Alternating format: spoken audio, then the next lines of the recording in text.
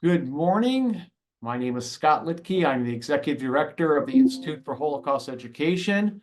Thank you for being here today. We are extremely honored. First of all, as Eadie just said, we have people on both coasts, the middle of the United States, and Eadie is in Israel. And I'm now in my 6th year in this position. For 6 years, Beth Dotan and I have been speaking with Eadie, saying, Eadie, we want you to begin to be a part of our Speakers Bureau. We want you to share the experiences of your parents, and in this case, your father, in the Holocaust. And Eadie would always say, I know, I'm going to do it, just not now. And last summer, I was standing in front of the building. We had a barbecue for everybody here. And Eadie came up to me and said, I'm ready. It's going to have to be after November, after Effie's wedding, but I'm ready to begin. So we are truly honored today to have Eadie Tsabari. We all know and love Eadie. It is an honor to have you, Eadie, and thank you very much for being willing now to share the experience of your father, survivor of the Holocaust, and I turn it over to you. Thank you. Thanks, Scott. Well, if I would have known that I would get to see all of these folks, I would have done it a long time ago, because this is really nice seeing everybody on the screen. So it's another person. Great. So in any case, yes, we're on either coast. We're north and south in the United States, and I am sitting in Jerusalem, of all places, right now. A couple thank yous before I get started. First, to Scott, I'd like to thank you for keeping up with me, and every time I said no, you'd say, that's okay, when the time comes. And of course, to Beth Dotan, because she helped me put the presentation together, and she's been my friend and always been there when we had this kind of a discussion, and I appreciate her. I want to thank, I see my husband and my sister are both on, and I'm really happy to have them. And they have helped me go through different things. And when I have a question, I ask them to see if it's okay. And they've helped me along the way also. I'd like to thank also my daughter's in-laws. I am sitting in the quiet of their apartment because I had to leave my 3 grandchildren behind because it was so much chaos. I said, I better find somewhere quiet. So Joel and Ellie, thank you very, very, very much. I appreciate it. So yes, I'm 60, almost 68 years old, and it's taken me until now to come to terms with being able to speak about this. As Renee can talk about also, maybe later on when we have questions, a survivor's story, our parents, their survival stories were always part of our life. There was never a time or a place that they didn't somehow relate to their experience in the Holocaust. When I was in Israel a long time ago, we were a group of second generation people. And some people said that their parents never said a word about it, never talked about it, never talked about their experiences, zero. There were other kids that told me that their parents sat them down and made them listen to all of the stories, whether they were horrific or not, or whatever it was. And it really influenced them in a pretty negative way. I think that both my mom and my dad were pretty balanced about the stories that they told. They would tell us about the atrocities. They would tell us about the good parts of their life before the war, which was one of their, my dad used to love to talk about that. And one time when I was a junior in high school, my government teacher said, do you think that your mom and dad would come and speak to our class? And I went home and they said, no, we aren't going, no, but if you want your class to come to our house, they can come to our house and we'll talk to them there. So my entire class came to our home, and I read that was probably the first time I heard my mom's story at all, because she really didn't talk about it. And my father spoke. And to this day, some of those people that were in my class, I'm going to have my 50th year class reunion this year. They remember coming over, they remember hearing the story, and they were very, very affected by it. So it's an important story, as are all the stories of the survivors. And what I'm going to give you today is a little piece of my father's story. A lot of it is transcripts of when he told his story on tape.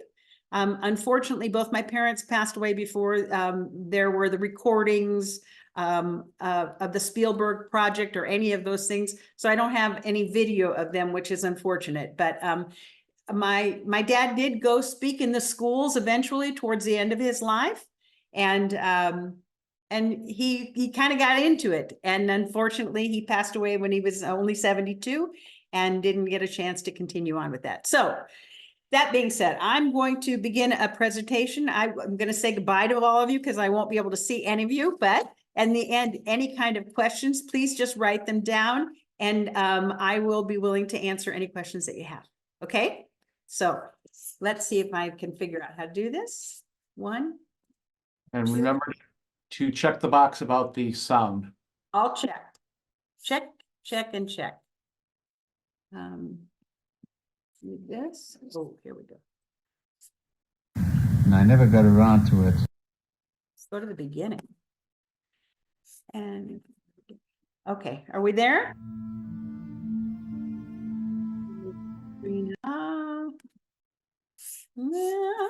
Sorry. All right, so this is the story of Joe Fishel. I'm going to let you hear his voice in the presentation, and then we'll go from there. My name is Joe Fishel, and I was planning to make this tape for quite a while, and I never got around to it. Today, I have a free day, and I figure I'm going to sit down and chat with you and tell you all about me.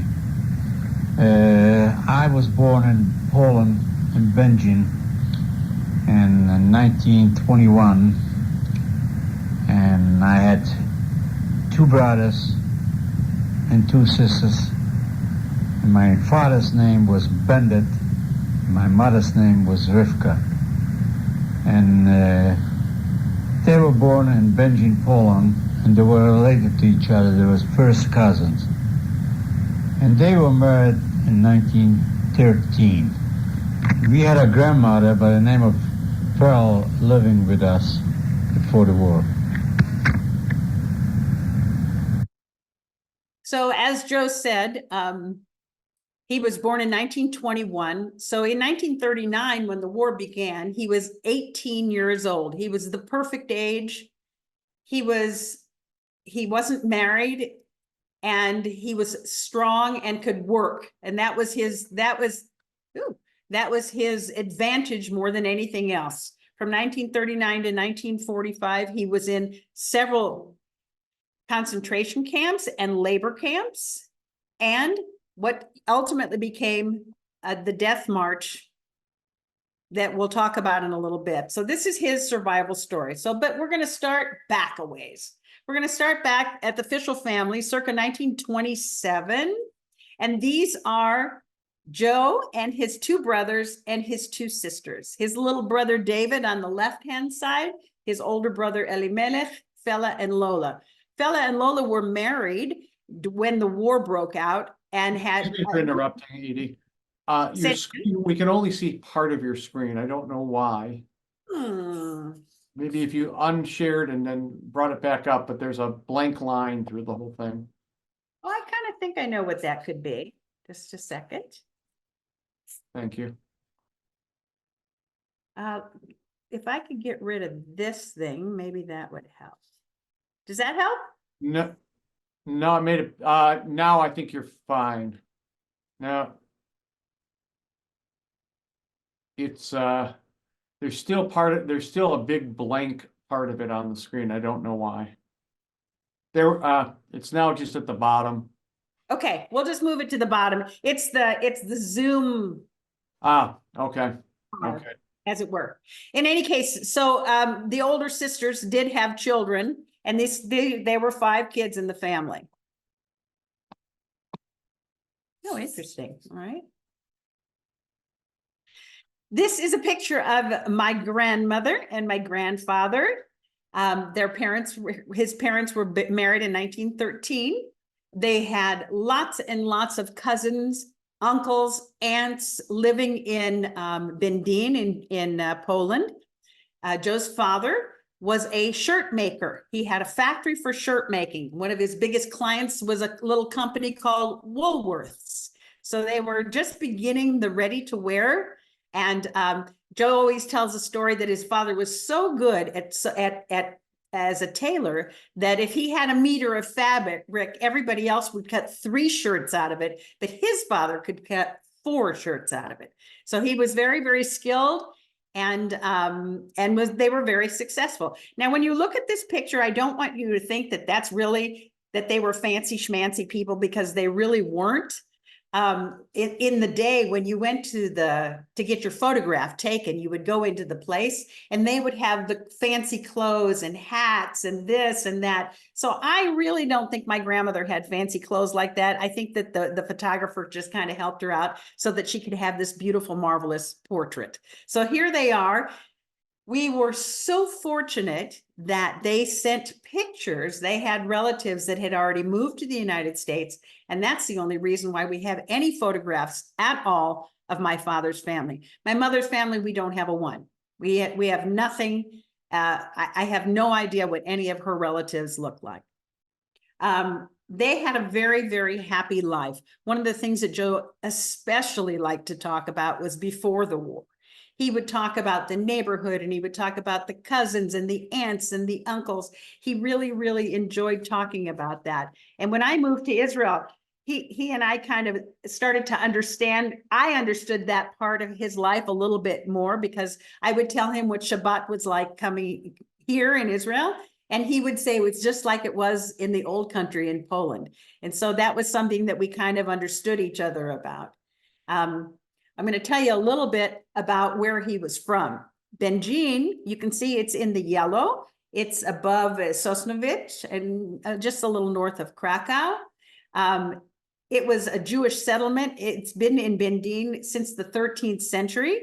There were always a lot of Jews that lived in Benjin. Probably close to between 45 and 50% of the city were Jewish.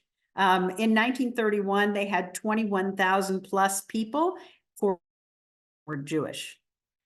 A large number of Jewish workers were employed in Benjin, developing industries that began in the 20th century. They had a lot of metals, zinc, mining, cables, screws, nails, iron. Everything was being developed and built there. They had a button factory that was very famous also. And so there was employment, and people, it was prosperous. It was pretty prosperous. Most Jews earn their livelihoods as merchants and craftspeople. And at the end of the 19th century, the economy was just absolutely booming. And they had a Jewish press. They had primary and secondary school education in both Polish, in Yiddish, in Hebrew. They had huge Zionist organizations. And it was a booming town. It just was a booming town. If you look on the map, you can see the Sosnowiec. It was kind of like the Quad Cities are. There were several, or like Omaha and Council Bluffs. So they were sister cities. Benjin, Sosnowiec was about 2 miles away. Katowice was about 7 miles away. If I'm not mistaken, I think Hazan's family was from Katowice. And just south of Benjin, about 30 miles, which is about from Omaha to Ashland, where the outlet malls are, there was a little town, and its name was Auschwitz. So they were very, very close to Auschwitz. Now, these are not pictures of people this is not my family, but this is Jewish life before the war. Again, in Benjin, it was hopping. There were schools, there were clubs, there were sports activities. Everybody was Jewish. Everybody around them was Jewish. They had a beautiful, lovely, wonderful life. And it was all taken away from them.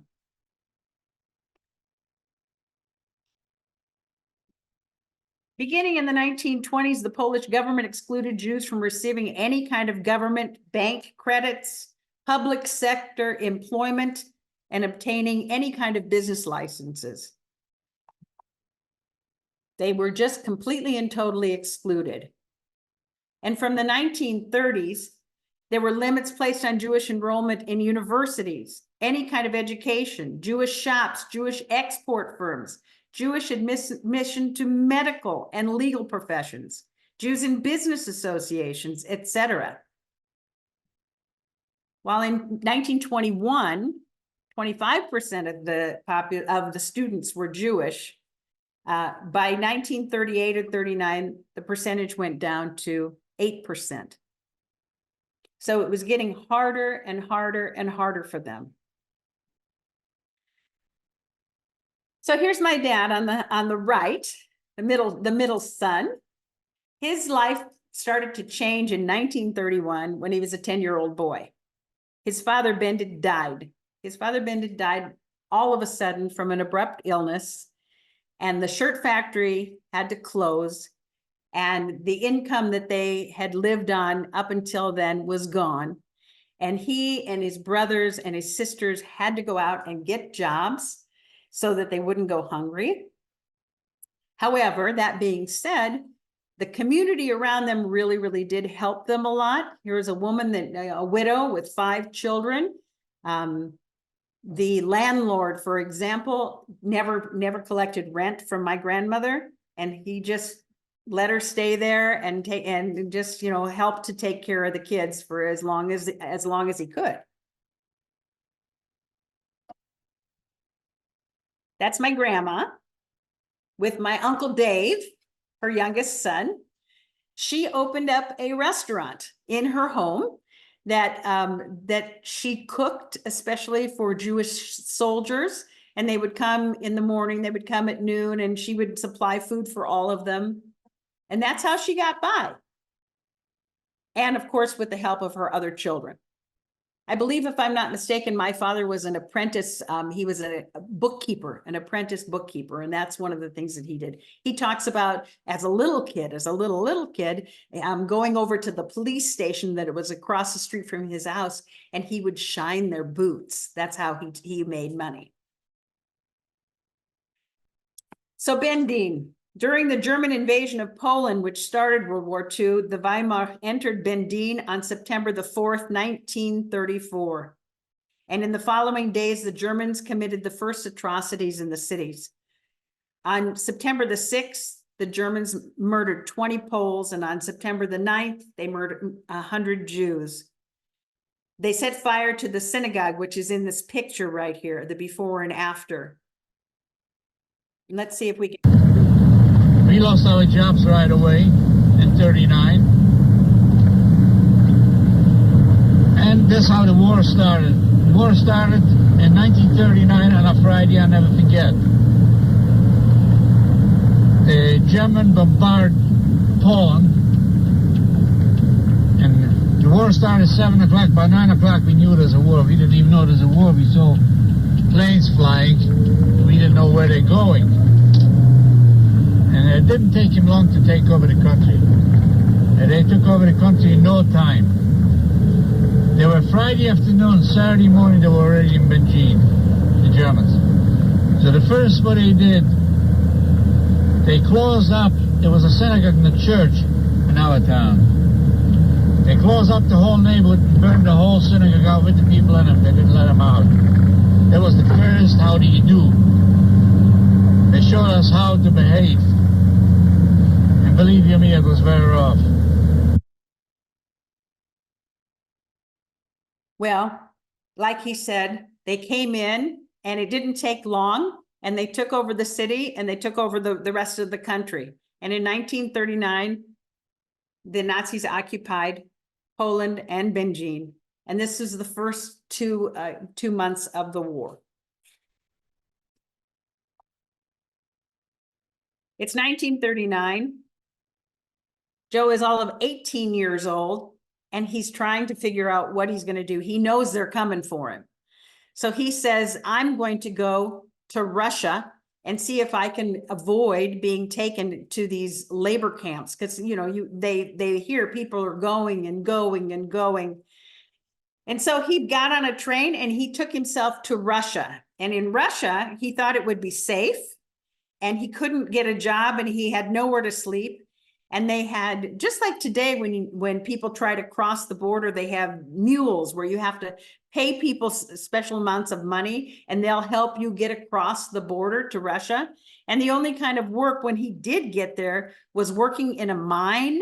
And he was frightened to death and he did not want to do it. And he just said, you know what? After 4 weeks, he went back home and he said his mother was so angry at him because she knew what was happening. And he said, I would rather die together than be apart from the family. He said, because they were just terrible to him in Russia. So he went back home. But in 1940, it progressively got worse for the Jews, and Joe was taken from his house in the middle of the night to the church in the town. There were about 400 boys waiting, and half of them were shipped out to Germany to work in a gunpowder factory. Actually, like a family. After being 4 or 5 weeks in this camp, things start going much better, you see. For a while at the beginning, they used to shove us around. They told we are a bunch of Jews, we don't know how to work, we don't know what to do. Then they found out that we did a pretty good job tearing the houses down and building the houses. You know, you take a 21-year-old man or a 17, 18-year-old man, the oldest in our camp was 22 years old. You take 17, 18-year-old guys, we were willing to work. We didn't mind. So they took them, that's what he was talking, they took them to a farming town, and their job basically was to rebuild barns or farm houses, et cetera, et cetera. And they became a community within themselves. Joe was sent to a farm. He was one of the lucky ones. He was there for 3 years. They fed him, they clothed him, and he just had to work really, really hard. 3 years. The forced labor camp. As in most Nazi camps, conditions in the forced labor camps were inadequate. Inmates were only ever seen as temporary, and in the Nazis' view, could always be replaced with other people. There was a complete disregard for their health, they were subject to insufficiencies in food, equipment, medicine, clothing, while working very, very long hours. There was little or no time for rest or breaks, and as a result of these conditions, the death rate in labor camps was extremely high. The shipment of boys, this is I'm quoting Joe, the shipment of boys went to a labor camp. They had to walk 7 or 8 miles into the open barns. They had no idea where they were being taken. They were shipped to different small towns. Joe was lucky, as his main guard was an older gentleman who wasn't horrible. They were shipped to Glinka, Poland. They built farm buildings. They were allowed to be furloughed home, which to me was always something so interesting. Here they are, prisoners, basically, at these forced labor camps, but there were packages that went back and forth. There were letters that went back and forth, and on occasion, they got furloughed. They would bring clothes and trade for ration cards with the farmers. Joe would bring the cards home so that his family could have food. Through 1943, he could go home for Passover. Unfortunately, the SS man, who wasn't horrible, that was probably a humane person, he got caught letting the men go back and forth like that, and he was dismissed from his job, and that was the end of the furloughs. 1943. They were bringing some new people up, and they didn't last very long. Every time they brought another guy to share our bunk, I pushed the guys in the morning when I woke up on the right and on the left side, and oftentimes they were dead. One morning I went down to the shower. There were bodies piled up just like lumber, and all my friends were like that. All my friends I used to go to work with, I see nothing but dead bodies, and I couldn't work anymore. I was so sick with typhus. The cook in the camp was from Benjin. Meyer, the cook, he grabbed me and he kept me in the kitchen for 3 to 4 weeks. He took me in. I didn't work. He helped me. He put me back on my feet. He fed me and I gained a little bit of weight back. And then he said, that's all I can do for you. You're on your own. You have to go back. I can't do anything more. And Joe went back. And then by around the middle of December, a type of sickness broke out. I'm telling you, people were dying like crazy on both ends, and I was laying. I don't know how I survived. I prayed every day I should die already, but I couldn't die for some reason. My time wasn't up, that's why I didn't go. Because I saw young guys my age. They pull them away every day. And I think out of about, I don't know how many people were there. I think out of 20,000, there were about 35 guys left. I got up one morning, went down to the shower, and I was starting to shower. And all of a sudden, you know, when you went to the showers, bodies were piled up just like wood. You know, people are burning wood, they have it outside, and this is how the bodies were lined up to the ceiling.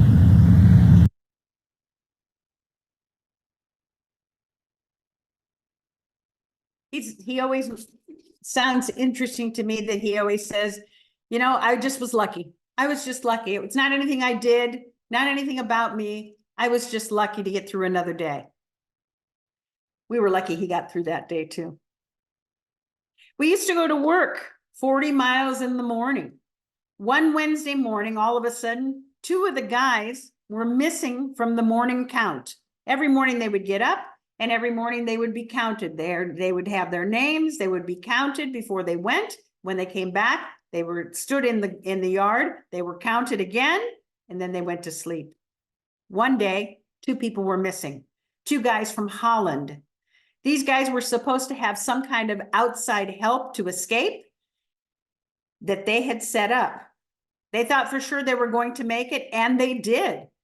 We went to the camp in the morning and they were missing. They couldn't find them. And the whole group went to work minus those 2 people.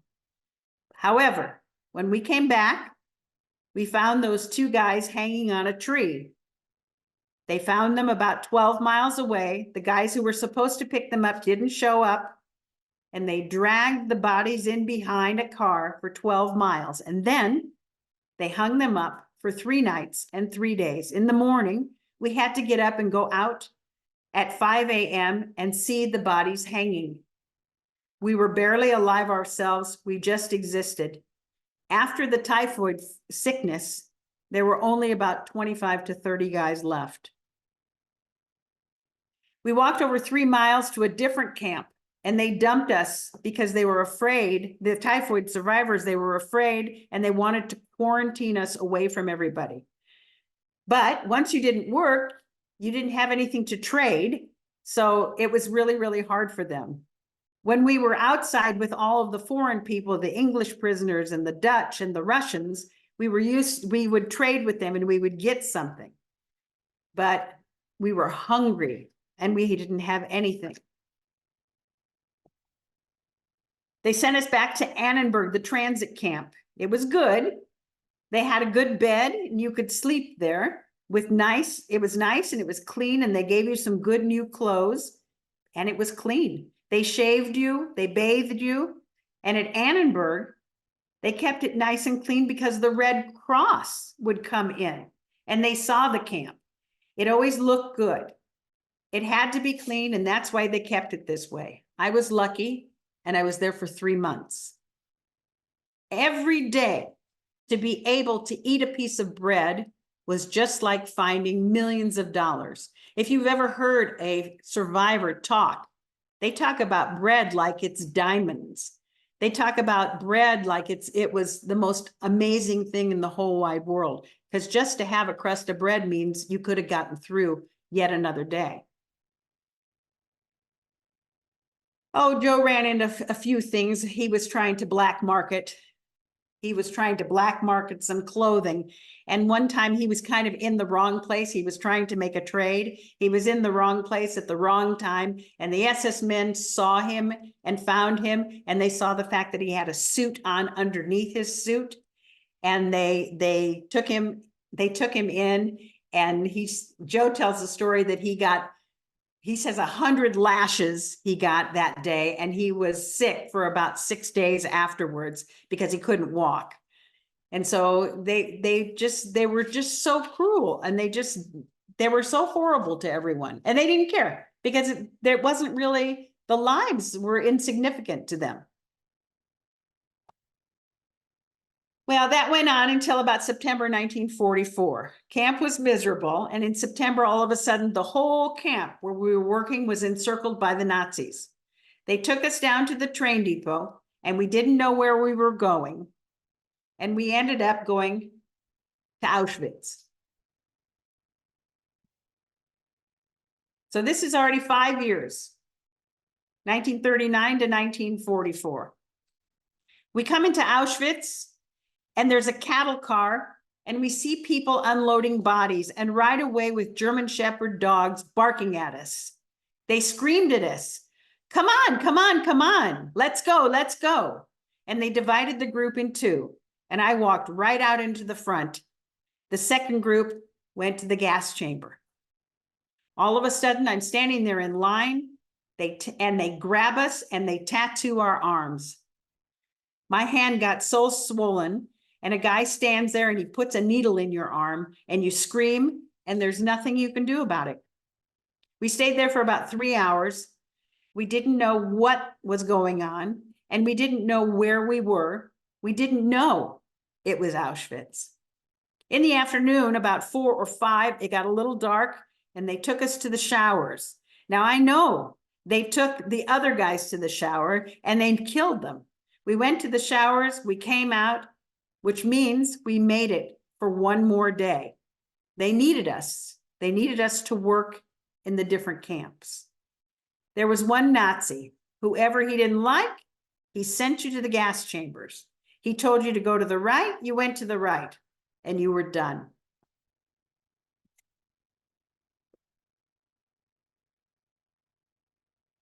We stayed there about 6 weeks, and we saw carloads and carloads and carloads of people. And even though we were right there, we didn't believe that they were killing these people. We heard about it, but we didn't want to believe it. We saw carloads coming in with children and young people and old people. They needed professional people, and I just wanted to get out. And wherever they needed a professional, I was always a professional. I'd been in a camp since 1940, so I knew how to work the system. The new people were so green, so new, that they didn't know what to do or what to say. They needed a plumber, I was a plumber, and they moved us to Dachau. However, the capo said, I want you to know, if we ask for a plumber and you're not a plumber, you'll die. To him. So one morning, they got us all together in the camp, and they say they need electricians. It was already March or April. I was always a professional man, no matter what they need. I always was a professional man, just to get out. If someplace was bad, I always wanted to get out. It can be worse than it's there, I figure. So I stay in line. They took our clothes off. They gave us some old rags to wear. And they tell us that they're shipping us out to a different camp. You know, the word goes right away around that camp. When they take your clothes off, that's to ship you to Auschwitz.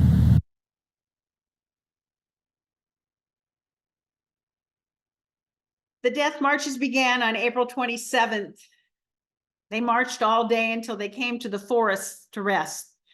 Joe stole some bread and brought it back to his friends. April 29, 1945, American forces liberate Dachau. And as they neared the camp, they found more than 30 rail cars filled with the bodies brought to Dachau and in an advanced state of decomposition.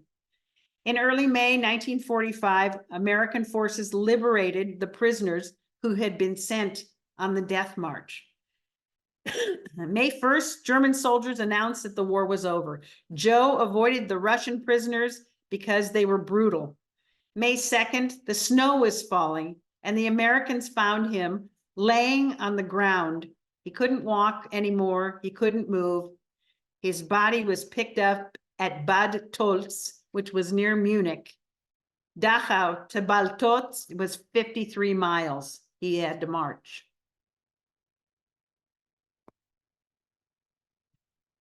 I'm so glad to be at this page. You have no idea. The war's over. Yay. The Jewish chaplain told him to come to services. Joe had been in a hospital and he was served toast and tea for several weeks. He didn't like the Russians. He really didn't like the Russians. He was afraid of them, and they used him, he said, to get all sorts of different things from the Americans. He did meet a chaplain. It isn't this chaplain. I showed you this picture of the chaplain because I don't know if you know what a Jewish chaplain looks like. If you look at his lapel, underneath where it says US, there's another pin, and a Jewish chaplain wears a pin of the 10 Commandments. And that's how you know that he works with the Jewish people. He asked for a Jewish chaplain who came to speak with him. And he wanted to know if there were any Jews left in all of Europe, because he just assumed they were all killed. The Jewish chaplain told him to come to services on Shabbat in Stuttgart, in Fellbach. And immediately he found Helen, his future wife, along with her friend, whose name was Helen, and another friend that Joe was with. Joe had no one else in the world, and he wouldn't leave her side. Joe met Helen on Shabbat, on Saturday, and they had a date for Wednesday. And he tells a story, or she tells a story. He showed up on Monday and never left. After 3 months, they were married.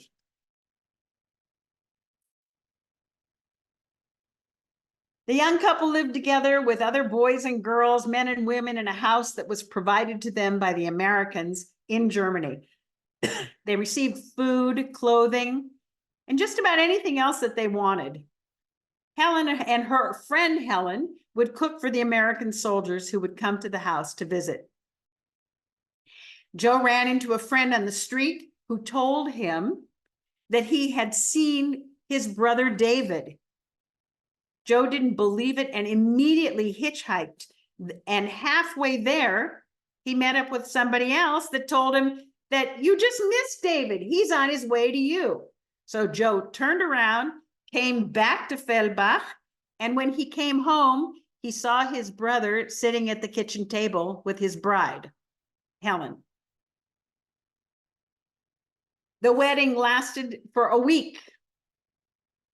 350 people came and went over the week, 3 bands, tons of food, dancing, and the most joyous occasion in the recent past. We have lots of photographs of the wedding, and those photographs were sent forward to the United States, and they were brought by other people that were immigrating from the United States, or to the United States from Poland.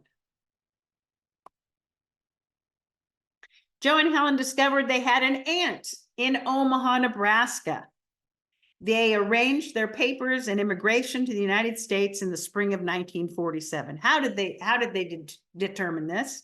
Someone who had been at their wedding moved to Omaha. The Fox family. I think we know a few Foxes out there.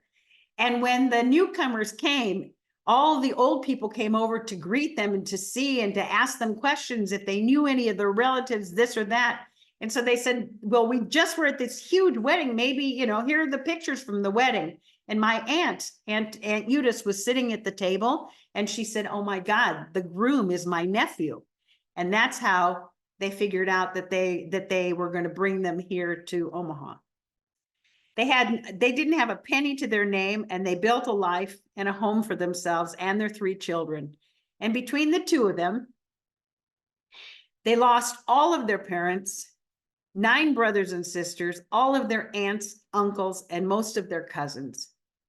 Helen wasn't in a concentration camp, but she was hidden in plain sight in Germany as a Polish Catholic worker in a restaurant in Fellbach. But I'll tell you that story next time.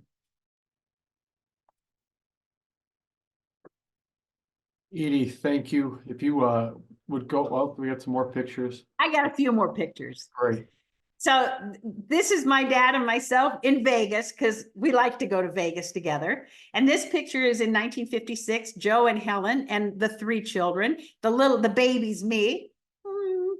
The other young, beautiful daughter, their favorite daughter really, is over there. She's Renee. She's on the screen there. Hello.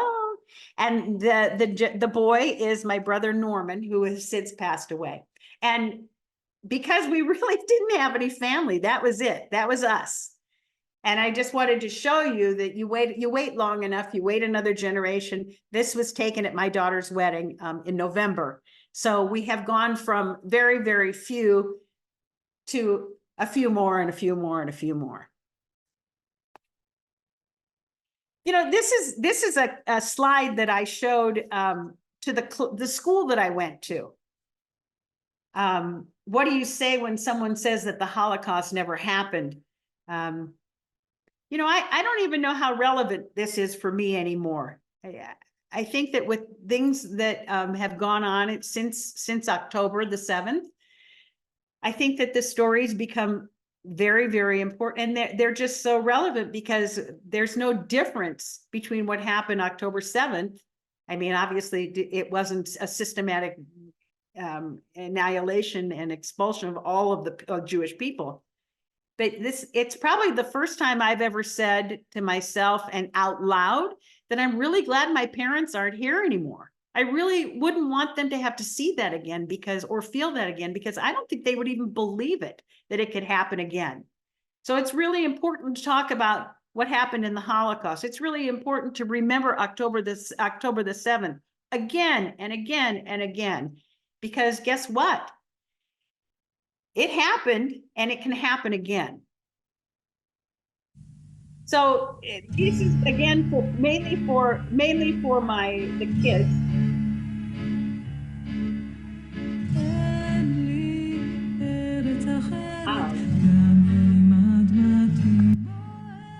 What can we learn from Joe and Helen's experience? And again, this is mainly for kids when I talk to them. You know, the word is tenacity. You just keep trying and you keep trying and you keep trying and you're persistent. Joe used to tell a story that when he was starting out in business in Omaha, he would go in the front door and they would throw him out, and he'd come around the back door and he'd come back in again. And until they said yes to him, he drove them crazy, but he never, ever, ever quit. He was so persistent. And what did we learn? My parents always used to say, it's important to be kind to other people.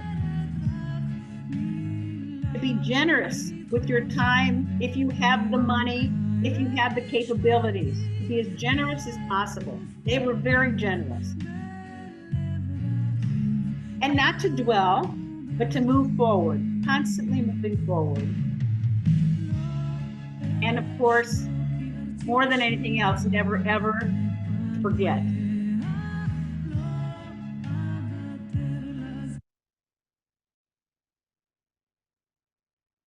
And that's where I am.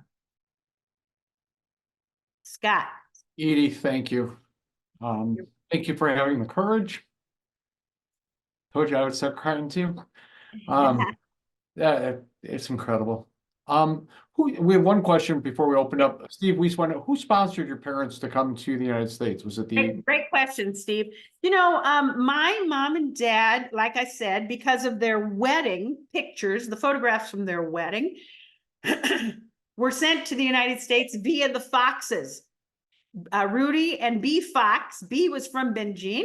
Rudy and B. Fox came to the United States because they had, and we called them old lady fox. I don't know, the older people, the older foxes that were here.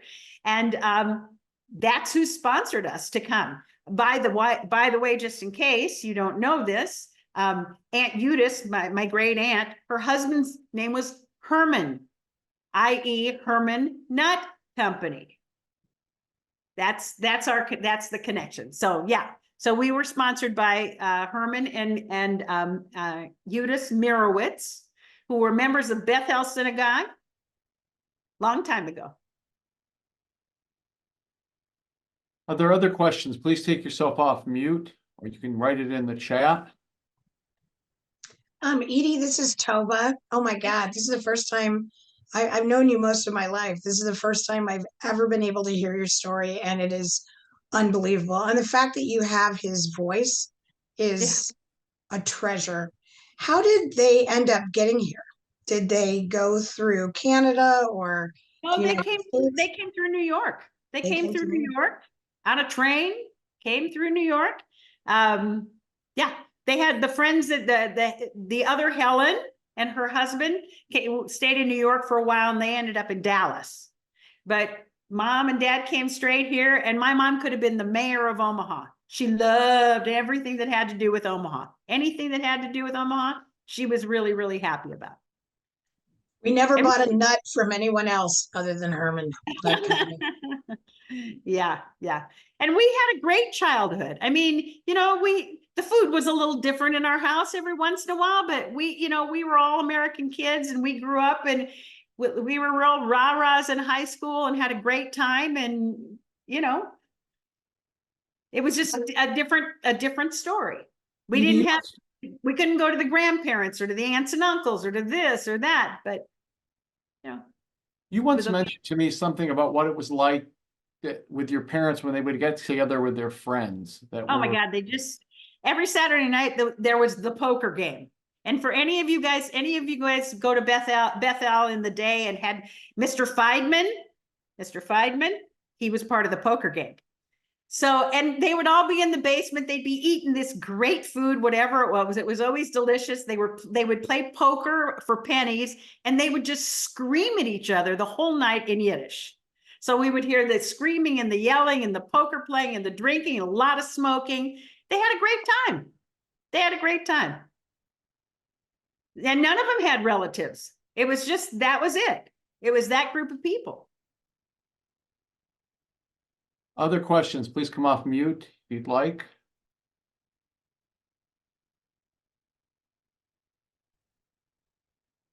I have Please go ahead, Bruce. what sort of trauma did you ever see in your parents? Did they have nightmares, or did they just somehow keep it down and move on with their life? I think that trauma. Yeah, they had trauma. I think my mother, especially, my sister and I have talked about this recently a lot. I think that she had PTSD. I really do. I think that she was 16 years old, and like I said, I haven't really told you anything about her story, but when she was 16 years old, her parents got fake identification papers for her and shipped her off to Poland. So as a 16-year-old girl, she didn't know anything. She didn't know how to do anything. She just didn't know. She was hidden for those 5 years as a Catholic Polish girl. Came to the United States with a husband. I mean, she didn't know anything about anything, not really. And every once in a while, especially at a holiday, I would come home and come into the kitchen, and I'd find her in a heap. She'd be just hysterically crying at the table because that whole chunk of her life was gone. It just got taken away from her. That being said, she had fun. She liked to do all sorts of different things. She loved to gamble, and she loved to drink, and she was fun. She was a lot of fun. But yes, it was traumatic for her. And Joe just had that kind of personality. He would tell the stories, but I don't really. Him a lot less than her when it comes to that kind of trauma. But all in all, man, I'll tell you what, all in all, I think they were pretty darn normal. Thank you. Sherry, you have a question? Please go ahead. Hi, Eadie. Hi, Sherry. So your mom's friend, the other Helen, did they grow up together? Were they hidden together? Like, what's the? They were hidden together. Her story is, the beginnings of it is very similar, that she had fake papers. She was also sent as a Polish Catholic girl in a restaurant that was like across the street from where my mom was.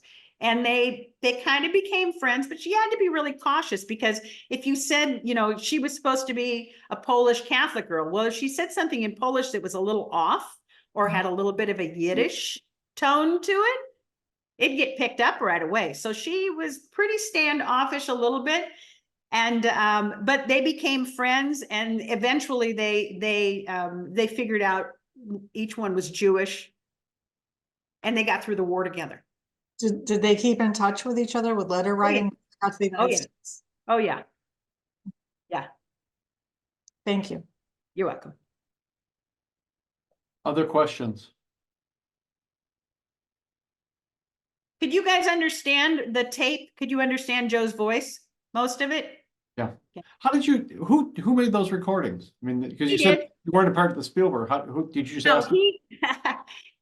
Joe used to like to, when I lived in Israel, for example, this is before the telephone, before the fax machine, before all that stuff, we would exchange cassette tapes. So Daddy would drive around in his car and just talk to me all day long. So I think that it was from a cassette tape. Yeah.